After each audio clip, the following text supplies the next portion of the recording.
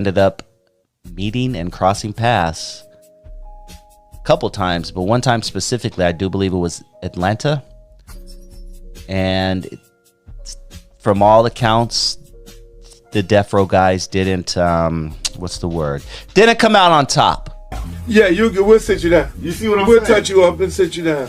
You know, and that was the whole thing. I mean, you know, me and Snoop, you know, I don't want nobody to get me and Snoop, we cool. I met Dr. Dre one time. Easy and Cube. Them was my dudes. Going back to the, you know, to that whole beef thing, you know, when I talk about it, it's like the whole South rise up. When some dudes say something about a Southern guy. Exactly. You know what I'm saying? And especially, you know, people on the street know the history. Exactly. They knew what I was doing in Atlanta, Miami, you know, Charlotte, Fayetteville, South Carolina. They knew, okay, Unc is that guy. You know what I'm saying? And they, you know, the Lil Petey Pablos and everybody of the world and the Gips and all them, man. Okay, man, this man turning this thing up for us. You know, so guys on the street already know. Hold on, man. So then when the dudes came down here, it was an ugly sight. I think the whole South jumped on this. You know, they were catching planes at the late night trying to get up out of this place here. But we ended up eventually squashing it because, you know, it was like, okay, you know, hey, you know, Suge, I'm not one of them guys who you roughhouse. Yeah, because, you know, down south, Luke, and they love Luke in Atlanta, boy. They be shaking their booty to Luke in Atlanta.